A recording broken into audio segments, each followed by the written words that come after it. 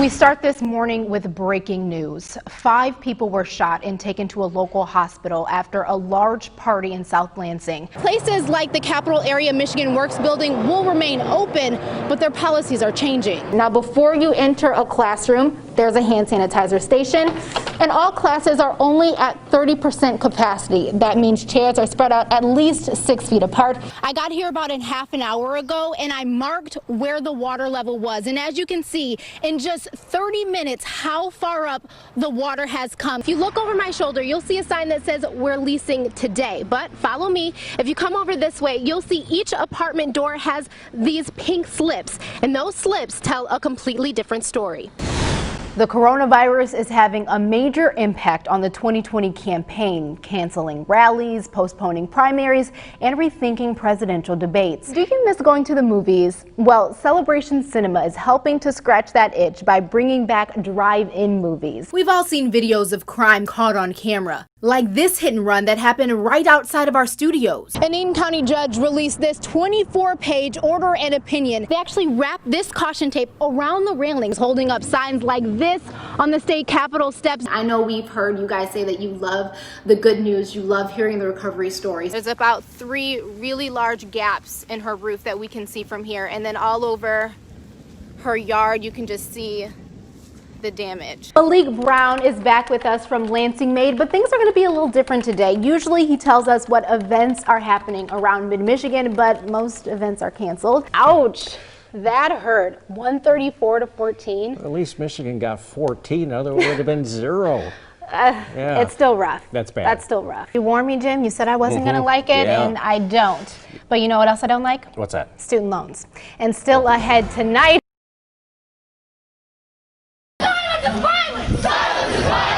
It's been 3 straight weekends full of protests here in Michigan. But every once in a while, someone stands out in the crowd. We need our allies. Through her passionate speech and poised demeanor, you can tell that for Lakeisha Allen, this fight is personal. Even though there only may be a few bad cops, I also know the good cops are part of the problem too. Allen says she knows that because she was one of them. She worked as a detention officer for LPD for 5 years in the early 2000s. And when asked what she saw, that's going to be a memoir because it was a lot. The memoir is yet to be written, but the discrimination Allen experienced is documented in a lawsuit. I was a part of the LPD 7. We sued them successfully 15 years ago. In 2003, 7 officers of color sued the LPD for racial discrimination, claiming they experienced racism inside the department and saw prejudice with the way police treated people of color. One of the staple issues was a disciplinary process being unfair to African Americans. Although he didn't sue, Lansing Police Chief Darrell Green was a part of the original group to file a complaint. He says the only reason he stayed was because he wanted to be a part of the change. You really want to change the system, you can change it externally, what we're seeing now, but also there is a little bit of a fight internally as well. And a part of his internal fight is changing the way the community and officers view each other. His officers visit schools, and Chief Green invites young people to the station to build better relationships. And late last month, he made each LPD officer take a pledge denouncing excessive force and requiring them to speak out if they see it. I'm proud to see how the department has evolved, but there is room for improvement. And this new movement is only the beginning. So whether you're outside chanting for change or inside creating policy, both Allen and Chief Green agree racial equality is a battle worth fighting.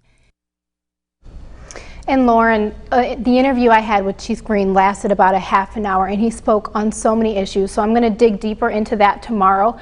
But also who you saw in the package was Lakeisha Allen. And she tells a heartbreaking story about the tipping point and why she decided to leave the Lansing Police Department and eventually sue. So you can go to our website, WLNS.com, to hear that story.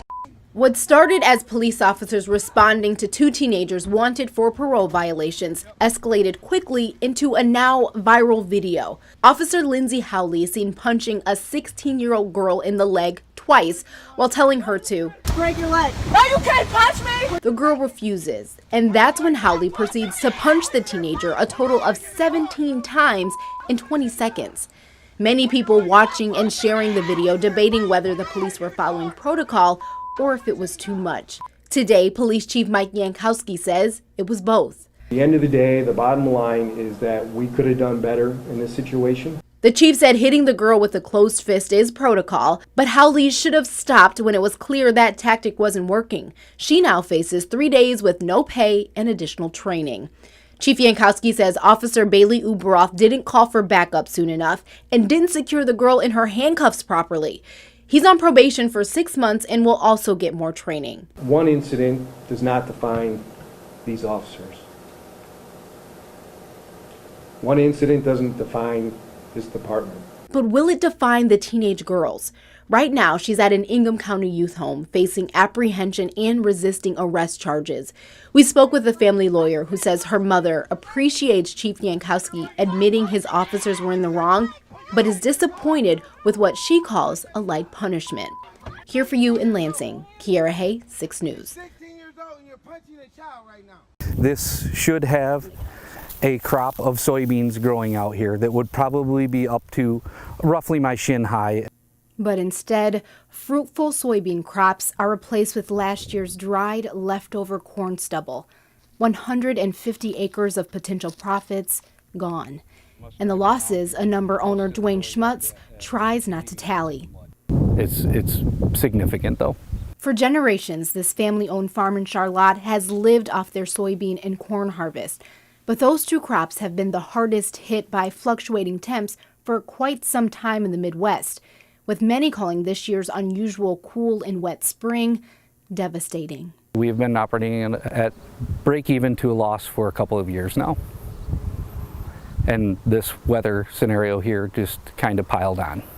It's been stressful.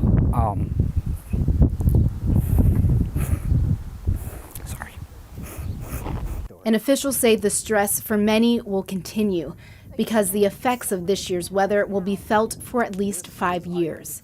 Earlier this year, Governor Gretchen Whitmer declared a state of emergency. And today she met with struggling farmers and signed a bill giving low interest rate loans to qualifying farmers. Dwayne Schmutz says although it won't make them whole, it helps. Here for you in Charlotte, Kiara Hay, 6 News.